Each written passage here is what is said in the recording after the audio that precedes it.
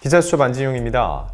오늘 이 시간에 준비한 내용은 김선호 씨 관련된 내용입니다. 하지만 기존에 다뤘던 이미 지나간 얘기들, 논란을 다시 꺼내서 얘기하고 이거에 대해서 분석을 하는 내용은 전혀 아닙니다. 향후 진단에 대한 내용입니다.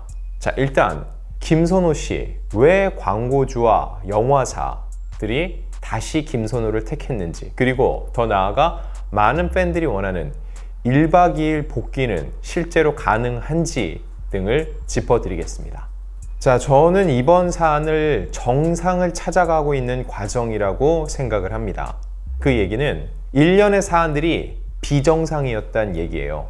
확인되지 않은 개인의 사생활, 그것도 일방의 폭로를 놓고 누구 한 명의 인생을 좌지우지하는 상황, 이거에 대한 최소한의 확인 절차도 없이 특정 주장에 따라 휘둘렸던 언론들, 이 모든 게 비정상이었는데 지금 이렇게 빨리 김선호 씨의 활동이 재개가 되고 CF를 다시 볼 수 있다는 거, 이건 굉장히 특이한 사례로도 볼 수 있지만 비정상에서 정상을 찾아가는 지극히 당연한 과정이라고도 볼 수 있다는 겁니다. 왜 그렇게 생각하는지 지금부터 말씀을 드릴게요.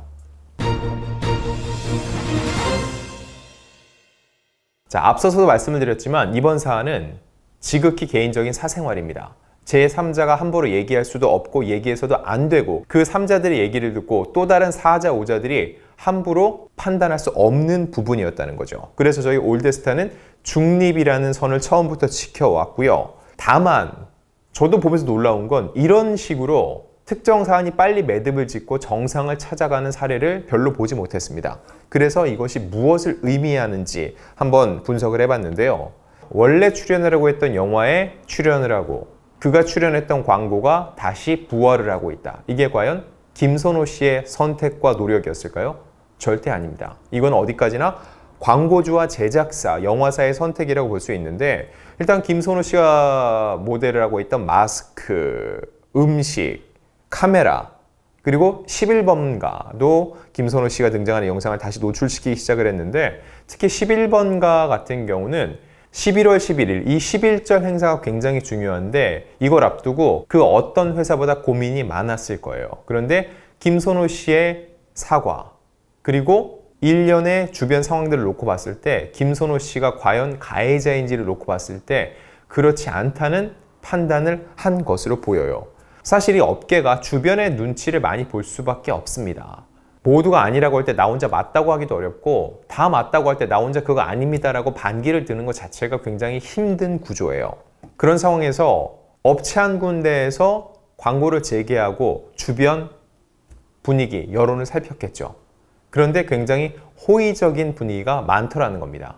결국은 대세의 흐름에 따라가는 건데 대세 흐름 자체가 김선호 씨를 일방적으로 매도할 수는 없다는 분위기로 흐르고 있고 이걸 광고주들도 감지를 한 거라는 거죠.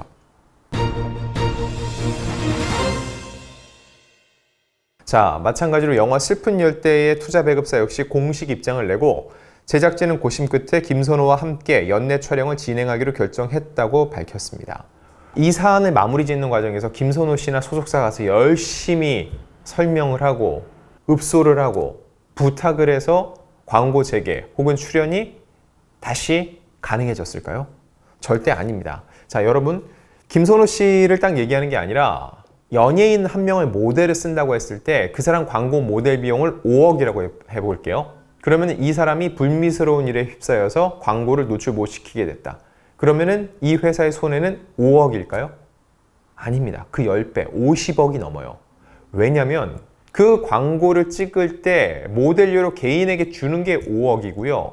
광고를 제작을 해야 되죠. 광고 제작 비용이 또 그만큼 들고 더 많이 드는 건 뭐냐면, 자, 여러분, 김선호가 출연한 광고 여러분 어디서 보세요? 지금 올드스타를 만나고 있는 유튜브 채널을 통해서도 볼 수 있고 TV, 신문, 라디오 등등을 접하죠. 광고 만들어 놓으면은 스타가 얼굴 나오니까 그냥 틀어줄까요? 절대 아닙니다. 매체비라고 해요. 이 광고를 매체에 실기 위해서 쓰는 돈이 수십억이에요. 결과적으로 광고 모델이 어떠한 잘못을 하게 돼서 그 광고를 쓸 수 없다. 액면에 수십 배의 손해를 입게 된다는 겁니다. 게다가 불매운동으로 이어질 수 있죠. 그 돈 아끼자고 우리가 광고를 다시 틀었을 때 대중의 반발에 부딪혀서 불매운동이 일어날 수 있습니다. 영화를 볼까요? 영화 한 편 제작비가 얼마나 될까요? 요즘 영화계에서 가장 많이 출연료 받는 배우들이 통상 10억 정도 받고 수익 지분 10% 정도 챙깁니다. 그럼 그 영화의 제작비는요, 100억이 넘어가요. 앞서서도 몇몇 스타들이 불미스러운 일에 휩싸여서 그 영화가 개봉을 못하게 됐다, 이런 소식이 있었죠. 그 배우한테서 가져올 수 있는, 다시 회수할 수 있는 돈이 10억, 위약금 2배에도 20억일지 몰라도 그 영화 전체가 망하게 되면 수백억의 손해를 입게 된다는 거죠. 결국 이런 것들을 다 감수하고 광고 모델을 쓰는 거고, 마찬가지로 그 사람을 다시금 수면 위로 끌어올릴 땐 다시 올려도 이 영화를 개봉을 시켜도 관객들의 선택을 받을 것이고 불매운동은 일어나지 않을 것이라는 내부적인 판단이 있을 겁니다. 그들이 판단을 해봤을 때 김선호 씨의 활동 재개, 김선호 씨의 얼굴을 달고 우리 제품을 내보내는 게 별 문제가 없겠다는 내부 판단이 있었다는 겁니다. 자, 그럼 좀 더 원론적으로 왜 그들은 다시 김선호를 선택을 했을까? 이 사안이 불거지고 약 보름 정도의 시간이 흘렀습니다. 이 보름 동안 어떤 일이 벌어졌을까요? 점차 여론이 중립으로 수렴이 됐습니다. 처음 보도가 나왔을 때 기억나시죠? 어마어마한 비난이 쏟아졌어요. 이건 비판이 아니라 비난이었습니다. 확인되지 않은 상태에서 A씨의 주장이 마치 사실인 것처럼 비춰졌습니다. 언론 매체들도 당사자 취재는 안 된다는 명목하에 있는 주장을 그대로 퍼날랐죠. 그럼 지금은 어떻죠? 당초 알려진 것과는 진실이 다를 수 있다. 저 아니라고 말 못합니다. 그건 아니다라고 단정짓는 게 아니라 처음 주장이 사실과 다를 수 있다는 의견이 팽배해졌습니다. 자, 질문을 해보겠습니다. 최초 A씨가 주장했던 얘기들, 그리고 이걸 최소한의 확인 과정을 거치지 않고 옮겨 적은 언론 보도, 이건 믿을 수 있었나요? 믿을 수 없죠. 그런데 어땠나요? 초반에 다 사실인 것처럼 믿고 비난을 퍼붓고 광고가 내려가고 출연 중이던 작품이 불발이 됐습니다. 왜 초반 A씨의 주장과 언론 보도는 사실인 것처럼 받아들이고 지금 반대로 A씨에 대해서 나오는 주장, 그거는 조금 더 생각을 해보자 라는 의견이 나오는 걸까요? 이건 A씨에 대한 옹호가 아니라 대중도 그렇고 언론 매체도 그렇고 확인되지 않은 일방의 주장을 함부로 믿고 옮겨 적으면 안 되겠구나라고 자성의 목소리를 내고 있는 겁니다. 결국 중립으로 수렴해 가고 있다는 얘기예요. 결국 양쪽이 똑같습니다. 사생활이 객관적 판단이 불가한 부분에 대해서는 무분별한 폭로는 용납할 수도 없고 이를 믿거나 혹은 사실인 것처럼 옮겨 적어서도 안 된다는 겁니다. 제가 방금 말한 이 결론에 광고주나 제작자도 똑같이 도달을 했을 거예요. 이건 함부로 판단할 수 없고 섣부른 판단을 갖고 김선호에 대해서 어떠한 불이익을 주면 안 된다는 판단이 섰다는 얘기죠.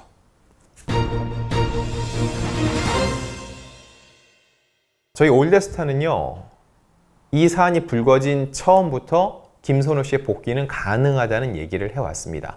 여론이 굉장히 안 좋을 때도요. 앞선 영상을 보신 분들은 이해를 하실 겁니다.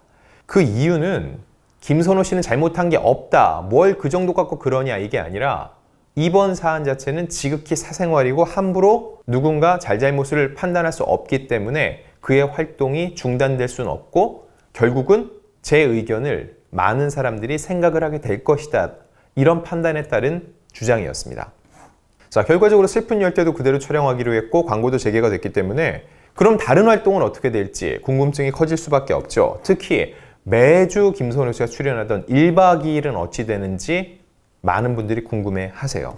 자, 그러면은 제가 취재한 바, 실제로 현재 진행되는 내용을 토대로 말씀드리면 1박 2일 복귀는 어렵습니다.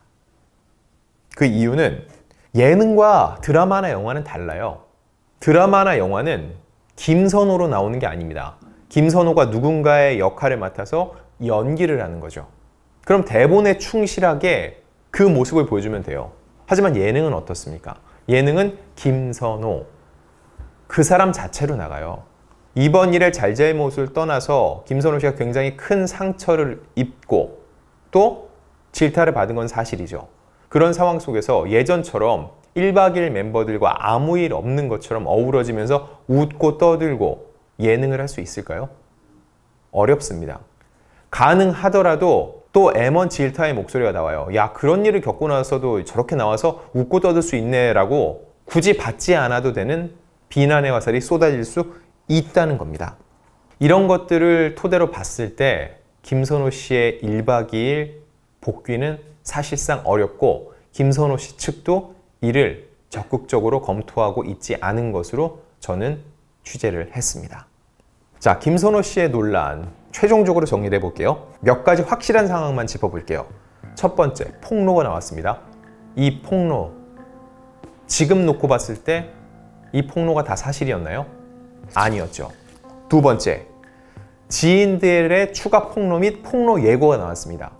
그들이 실제로 예고대로 폭로를 했습니까? 아니었죠. 실제로 폭로한 것도 있는데 그거 역시 다 사실이었습니까? 그거 역시 아니었죠. 대표적인 사례로 김선호 씨가 소속사와의 계약 만료 시점에 맞물려서 이런 일이 터졌다? 전혀 사실이 아니었죠. 자, 결과적으로 놓고 볼 때 그 당시에 나왔던 많은 얘기들이 사실보다는 사실이 아닌 것들이 많습니다. 결국 어떤 사안이 불거졌을 때 수많은 주장과 보도는 난무하지만 이를 100% 사실로 볼 수는 없다는 거죠. 그럼 제가 한 가지 질문을 더 던질게요. 이번 일을 통해서 사안을 함부로 그렇게 다루고 얘기하면 안 되겠구나라는 생각을 많이들 갖게 됐죠. 그럼 앞으로 이런 일이 근절될까요? 그것 역시 아닙니다.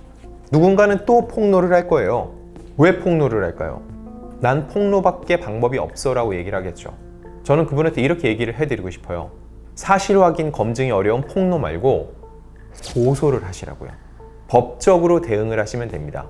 법적으로 대응하고 갖고 있는 증거 자료 수사기관에 제출을 하세요. 그럼 수사기관, 더 나아가 법원이 판단을 해줄 거라는 거죠.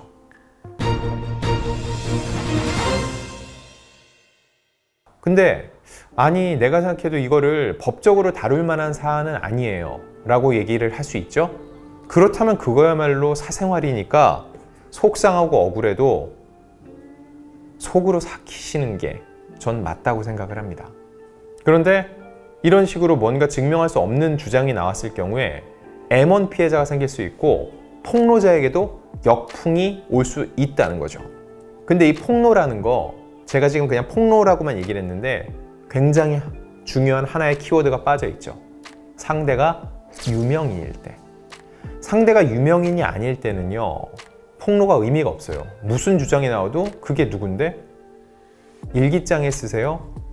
개인적인 일은 개인적으로 해결하세요 라는 반응밖에 안 오니까. 근데 그 대상이 유명인이 되면 공개만으로도 망신을 줄 수 있고 이미지 타격이 엄청나서 단순한 도덕적인 타격을 넘어 실질적인 아주 근본적인 피해까지 줄 수 있다는 거죠. 근데 그런 목적이 정당화될 수는 없습니다. 본인이 직접 진짜 피해를 입었다, 이 경우에는 정당화되는 거 아니냐 할 수 있는데 그걸 그럼 입증을 하셔야 됩니다. 대중은 판단을 할 수가 없어요.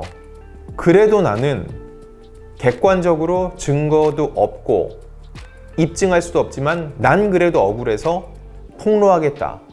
그래서 폭로를 했다. 그럼 그땐 어떻게 되느냐? 이제는 어쩔 수 없이 제3자의 몫입니다.